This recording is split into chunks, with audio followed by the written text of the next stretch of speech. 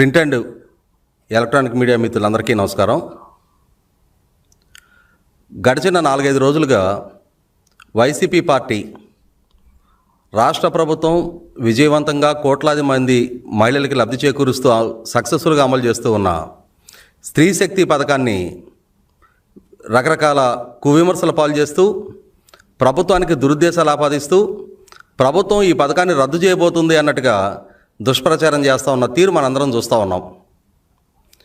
దాదాపుగా YCP party ఆవిర్భావం నుంచి ఈ విధమైన దుష్ప్రచారాలతోటి దుమ్మెత్తిపోస్తూ వాస్తవాలని అవాస్తవాలుగా, సత్యాన్ని అసత్యాలుగా చిత్రీకరిస్తూ వాళ్ళు చేస్తూ వస్తున్న ప్రచారాల పర్యవసానం 2019 ఎన్నికలకు ముందు వాళ్ళు ప్రజలను కొంత నమ్మించగలిగారు. ఆ ఎన్నికల్లో వాళ్ళకు అనుకూలమైన ఫలితాన్ని రప్పించుకోగలిగారు. కానీ ఒకసారి 2019లో పాలకుడిగా జగన్మోహన్ రెడ్డి పదవి బాధ్యతలు చేపట్టిన తర్వాత వైసీపీ ఏంటి, జగన్మోహన్ రెడ్డి ఏంటి, ఆయనకున్న క్రెడిబిలిటీ ఏంటి, వాళ్ళ సోషల్ మీడియా, వాళ్ళ వ్యూహకర్తలు, వాళ్ళ సొంత మీడియా చేసే ప్రచారాల ప్రభావం ఎలా ఉంటుంది అనేది ప్రజలకు వాస్తవ రూపంగా నిర్ధారణ అయిన తర్వాత 2024 ఎన్నికల్లో ప్రజలు ఏ విధమైన తీర్పిచ్చారనేది కళ్ళ ముందు కనిపిస్తూ ఉంది.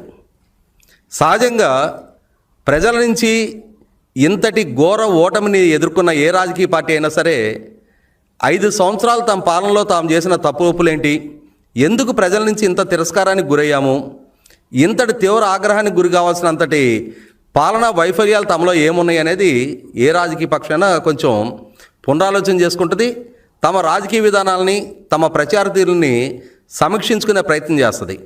కానీ వైసీపీ పార్టీ 2019 ఎన్నికలకు ముందు ఏ విధానాలను అవలంబిస్తూ వచ్చారో, ఏ దుష్ప్రచారాలు చేస్తూ ఇదే తమ రాజకీయ విధానంగా వాళ్ళు చలామణి చేస్తూ వచ్చారో, 2019 ఎన్నికల ఫలితాలకి ఏది వాళ్ళు సక్సెస్ ఫార్ములాగా ఎంచుకున్నారో అదే విధానాన్ని ఈరోజు కూడా అమలు చేస్తూ ప్రతి సక్సెస్ఫుల్గా నడుస్తున్న పథకానికి కూడా ఏదో ఒక రకమైన వక్రభాష్యాలు చెప్తూ ప్రజల్లో ప్రభుత్వం పట్ల వ్యతిరేకత పెంచగలము అని చెప్పని ఒక దురుద్దేశంతో వాళ్ళు ప్రచారం చేస్తూ ఉన్నారు. ఇందులో భాగంగానే గడిచిన 4-5 రోజులుగా కేంద్ర ప్రభుత్వం ద్వారా ఆంధ్రప్రదేశ్ రాష్ట్రానికి ఒక 1050 ఎలక్ట్రానిక్ అంటే ఈవీ బస్సెస్ అవి అందుబాటులోకి రాబోతున్న నేపథ్యంలో ఈ ఈవీ బస్సులు కేంద్ర ప్రభుత్వం ద్వారా దేశంలోని అన్ని రాష్ట్రాలకి ఏ పాలసీ ప్రకారం అయితే అందిస్తూ ఉన్నారో అదే పాలసీ ప్రకారం పబ్లిక్ ప్రైవేట్ పార్ట్నర్షిప్ విధానంలో ఆంధ్రప్రదేశ్ రాష్ట్రానికి కూడా ఆ బస్సులు కేటాయింపు జరిగిన పక్షంలో ఆ పీపీపీ విధానంలో ఎవరైతే బస్సుల తయారీదారులు, సప్లైదారులు ఉన్నారో వారే వాటి మెయింటెనెన్సు, ఛార్జింగు, వాటికి సంబంధించిన అంటే సిబ్బంది నిర్వహణ కూడా వాళ్లే నిర్వహించుకోవటం అనేది ఆ పాలసీలో ఉన్న భాగంగా ఇవాళ రాష్ట్ర ప్రభుత్వానికి కూడా ఈ కేటాయింపు చేయబడిన 1150 బస్సులు పీపీపీ మోడ్లో రాబోతూ ఉన్నాయి. దీన్ని సాగ్గా చూపించి రాష్ట్రంలో ఇప్పటి వరకు సుమారుగా 129 డిపోల్లో 357 బస్ స్టేషన్స్లో 8,800కు పైగా బస్సుల ద్వారా 48,000 మంది ఆర్టీసీ సిబ్బంది పనిచేస్తుంటే అందులో ఇప్పుడు కొత్తగా యాడ్ అవుతున్న 1150 బస్సులను మాత్రమే సాగ్గా చూపిస్తూ ఈ 8,800 బస్సులు కూడా ఆంధ్రప్రదేశ్ రాష్ట్ర ప్రభుత్వం ప్రైవేటైజేషన్ చేయబోతూ ఉంది. ఈ 48,000 మంది సిబ్బంది వాళ్ళ ఉద్యోగ భద్రతకి ఆంధ్రప్రదేశ్ రాష్ట్ర ప్రభుత్వం ముప్పు తీసుకురాబోతూ ఉంది. మొత్తంగా ఈ స్త్రీ శక్తి పథకాన్ని ఆంధ్రప్రదేశ్ రాష్ట్ర ప్రభుత్వం ఎన్నికలకు ముందు చేసిన వాగ్దానాన్ని కొన్నాళ్ళు మాత్రమే మురిపించి రద్దు చేయబోతుంది అని చెప్పని ఒక దుష్ప్రచారాన్ని వైసీపీ పార్టీ చాలా సక్సెస్ఫుల్గా చేస్తున్నాను అని చెప్పని గత 4-5 రోజులుగా వాళ్ళ సోషల్ మీడియా హ్యాండిల్స్లో విస్తృతంగా ప్రచారం చేస్తూ ఉన్నారు. అలాగే పేర్ని నాని లాంటి ఆ ప్రభుత్వంలో నాడు రవాణా శాఖ మంత్రిగా పనిచేసిన మాజీ మంత్రి కూడా ప్రెస్ మీట్ పెట్టి రాష్ట్ర ప్రభుత్వాన్ని విమర్శిస్తున్న తీరు చూస్తున్నాం మనం. అయితే ఇక్కడ గమనించుకోవాల్సింది ఏంటి అంటే ఈ స్త్రీ శక్తి పథకం అమలు కావడానికి ముందు ఏపీఎస్ఆర్టీసీ ఆక్యుపెన్సీ రేషియో 60%గా ఉండేది. ఒకసారి ఆంధ్రప్రదేశ్ రాష్ట్ర ప్రభుత్వం గడిచిన ఆగస్టు నెలలో ఈ స్త్రీ శక్తి పథకాన్ని అమల్లోకి తీసుకొచ్చిన తర్వాత ఇప్పటికీ ఆర్టీసీ ఆక్యుపెన్సీ రేషియో 92% పెరిగింది. అంటే ఈ అదనంగా పెరిగిన 32% ఆక్యుపెన్సీ రేషియో అనేది ఆర్టీసీకి జవసత్వాలు అందించే నిర్ణయమా, లేకుంటే ఆర్టీసీని నిర్వీర్యం చేసే నిర్ణయమా? ఇవాళ ఈ 32% ఆక్యుపెన్సీ రేషియో పెంచడం ద్వారా గడిచిన 9 నెలల కాలంలో ఆర్టీసీలో ఈ స్త్రీశక్తి పథకాన్ని వినియోగించుకొని సుమారుగా 67 లక్షల మంది మహిళలు సుమారుగా 67 కోట్ల ప్రయాణాలు చేయడం జరిగింది. అంటే ఈ 67 కోట్ల ప్రయాణాల ద్వారా ఆర్టీసీకి 2350 కోట్ల రూపాయల సబ్సిడీని ఆంధ్రప్రదేశ్ రాష్ట్ర ప్రభుత్వం చెల్లించబోతా ఉంది. దాంట్లో ఇప్పటికే 720 కోట్ల రూపాయలు ఇప్పటికే ముందస్తుగా చెల్లించేయడం కూడా జరిగింది. అంటే ఇవాళ ఏపీఎస్ఆర్టీసీకి అతి పెద్ద కస్టమర్గా ఆంధ్రప్రదేశ్ రాష్ట్ర ప్రభుత్వం 32% ఆక్యుపెన్సీని ప్రొవైడ్ చేస్తూ 67 కోట్ల ప్రయాణాలని ఆర్టీసీకి రాష్ట్ర ప్రభుత్వం ద్వారా ప్రొవైడ్ చేయడం జరిగింది. ఇంతటి జవసత్వాలు, ఇంతటి రెవెన్యూ, ఇంతటి ఆర్టీసీకి ఒక రకమైన వన్య ఆంధ్రప్రదేశ్ రాష్ట్ర ప్రభుత్వం ద్వారా అందించగలుగుతుంటే ఇటువంటి పథకాన్ని ఇన్ని కోట్ల మంది ప్రజలు సక్సెస్ఫుల్గా వినియోగించుకుంటున్న పథకాన్ని రాష్ట్ర ప్రభుత్వం రద్దు చేయబోతుంది అనే ఒక రకమైన దుష్ప్రచారాన్ని వైసీపీ చేయటం అనేది 100% ఆక్షేపణీయం.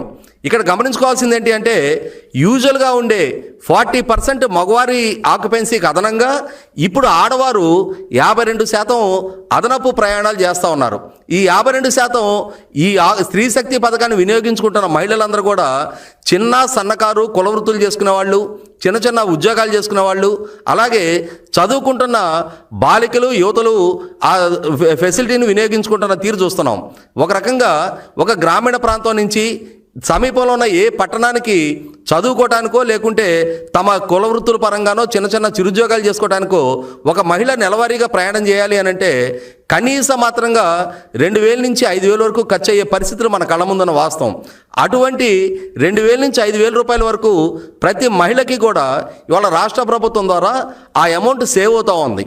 ఆ అమౌంట్ సేవ్ అవటం ద్వారా ఖచ్చితంగా అది మహిళల సాధికారతకి, అదే సందర్భంలో ఆయా కుటుంబాలకి కూడా మరింత ఆర్థిక ప్రయోజనం చేకూర్చే దిశగా రాష్ట్ర ప్రభుత్వం సక్సెస్ఫుల్గా అమలు చేస్తున్న ఈ పథకానికి వైసీపీ తన దుష్ప్రచారంతో వీలైనంత వరకు ప్రభుత్వం పట్ల వ్యతిరేకత పెంచాలి అని చెప్పిన ఒక ప్రయత్నం చేస్తున్న తీరు చూస్తున్నాం.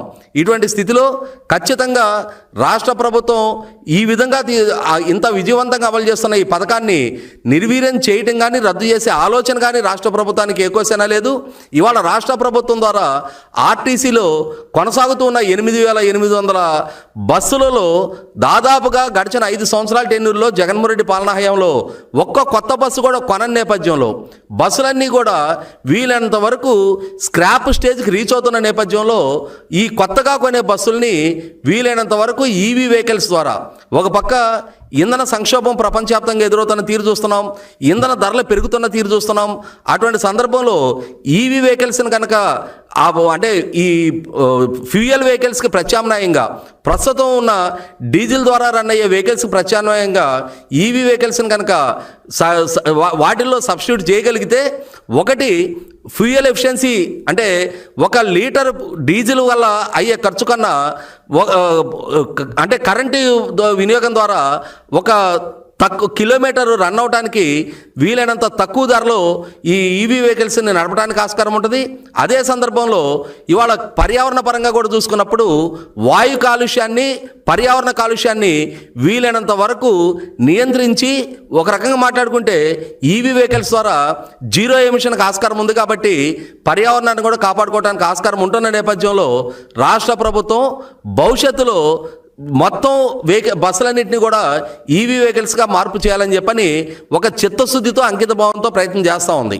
అంటే ఈ విధమైన ఆధునికమైన బస్సుల్ని ప్రయాణికుల సౌకర్యార్థం తీసుకొచ్చిన పక్షంలో ప్రయాణికులకి మెరుగైన వసతులతో కూడిన సౌకర్యవంతమైన ప్రయాణాన్ని అందించే లక్ష్యంతో రాష్ట్ర ప్రభుత్వం పనిచేస్తూ ఉన్నప్పుడు ఇవాళ కేంద్ర ప్రభుత్వం ద్వారా వస్తున్న ఈ 1150 బస్సులనే సాగ్గా చూపించి ఆ 1150 బస్సులు పీపీపీ మోడ్లో వాటిని ఆపరేట్ చేయడం జరుగుతుంది. కాబట్టి వాటిని మాత్రమే మొత్తం బస్సులకి ప్రత్యామ్నాయంగా చూపిస్తా అదే మోడ్లో రాష్ట్రంలో ఉన్న అన్ని బస్సులు బస్సులను కూడా ఈవీ వెహికల్స్గా మార్పు చేయాలని చెప్పని ప్రభుత్వం సంకల్పిస్తుంది. కాబట్టి బహుశా భవిష్యత్తులో మొత్తం ఈవీ వెహికల్స్ అన్నీ కూడా పీపీపీ మోడ్లోనే రన్ చేయబడతా ఉంటాయి.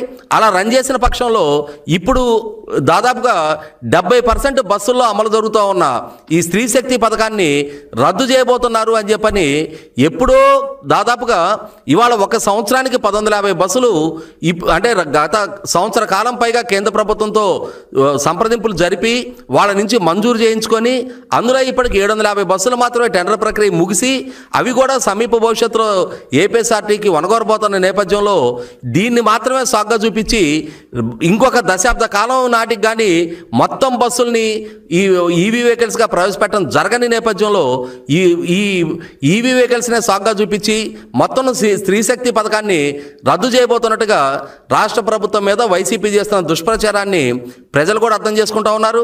2019 ఎన్నికలకు ముందు ఆనాడు వైసీపీ పార్టీ ఎంచుకున్న ఈ ప్రచార విధానాలని ఆనాడు వాళ్ళ వ్యూహకర్తలు వాళ్ళ సోషల్ మీడియా వాళ్ళ సొంత మీడియా ద్వారా వాళ్ళు పెంచి పోషించిన కొందరు కిరాయి మేధావుల ద్వారా వాళ్ళు ఏ ప్రచారాలు చేసినా దాన్ని కన్విన్సింగ్గా ప్రజలు నమ్మే విధంగా వాళ్ళు ఆ రోజు మెప్పించగలిగారు, ప్రజల మన్నన పొందగలిగారు.